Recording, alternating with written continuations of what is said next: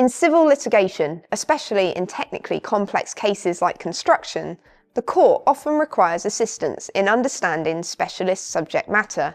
That's where expert witnesses come in. But expert evidence isn't simply a matter of hiring someone to support your case.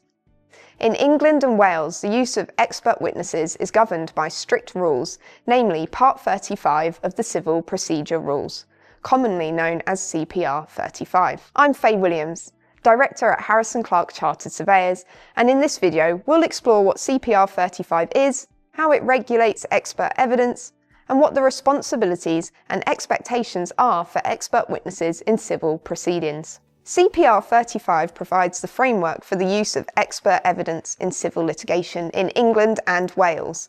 The primary aim of the rule is to ensure that expert evidence is used only when necessary, presented in a consistent and transparent format, and remains independent, objective, and helpful to the court. Under CPR 35.1, expert evidence is only permitted with the court's permission. This ensures that expert input is proportionate and relevant to the issues in dispute. The court also has the power to limit the scope of expert evidence, including whether parties may appoint their own expert or must rely on a single joint expert. In every case, the expert's paramount duty is to the court, not to the party who instructs or pays them. This principle sits at the very heart of CPR 35. An expert witness is a person with specialist knowledge, training, or experience in a particular field. They are called upon to provide the court with independent opinion evidence to help interpret complex issues that fall outside the judge's ordinary experience. Expert witnesses appear in a wide range of civil cases, from engineers and surveyors in construction disputes, to doctors in clinical negligence claims, to accountants in commercial litigation. However, it's important to remember that an expert does not argue the case or act as an advocate. Their role is to assist the court by explaining technical details, evaluating whether certain standards have been met, and offering an objective opinion based on the evidence. No matter who pays them, the expert's duty is to provide truthful, unbiased, and independent advice that helps the court reach a fair decision. The responsibilities of expert witnesses are clearly laid out in CPR 35.3. They have an overriding duty to help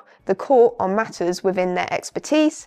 This duty overrides any obligation to the party instructing them. Under CPR 35.10 and Practice Direction 35, the expert's report must clearly set out their qualifications and experience, disclose all instructions received, specify any materials relied upon, identify any assumptions made, and explain the basis for all opinions offered. It must also include a statement of truth and a declaration of compliance, confirming that the expert understands and has complied with their duty to the court. Importantly, experts must only give opinions within their area of expertise.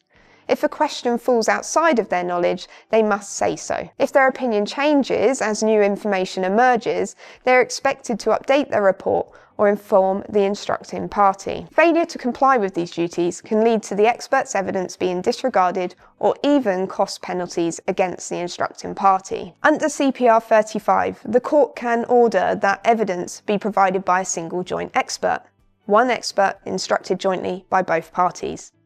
This approach is often used in lower value or less complex cases where the issues are relatively straightforward. It helps reduce costs, avoids duplications, and encourages cooperation between parties. However, in more complex or high-stakes cases, such as construction disputes, each party may be permitted to appoint their own party expert.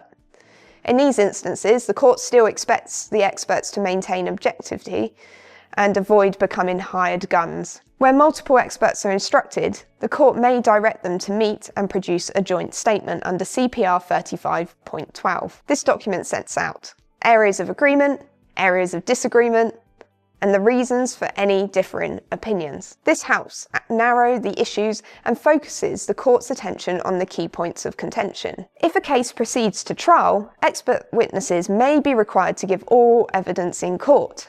They will typically be cross-examined by the opposing legal team, who will test their opinions, assumptions, and methodology. In some cases, the court may use concurrent expert advice, also known as hot tubbing. This involves both parties' experts giving advice side by side, answering the judges' or arbiters' questions in a discussion-based format. It allows for real-time comparison and can be more efficient than traditional cross-examination. Regardless of the format, the expert must remain calm, objective, and clear in explaining their views. To sum up, CPR35 plays a vital role in ensuring that expert evidence in civil litigation is fair, proportionate, and reliable. Expert witnesses are not advocates.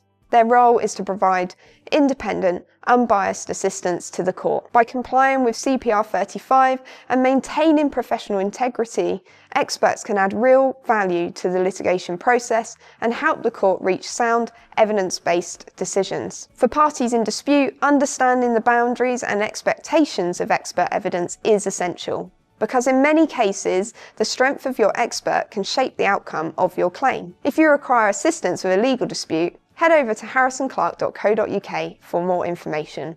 We look forward to speaking with you.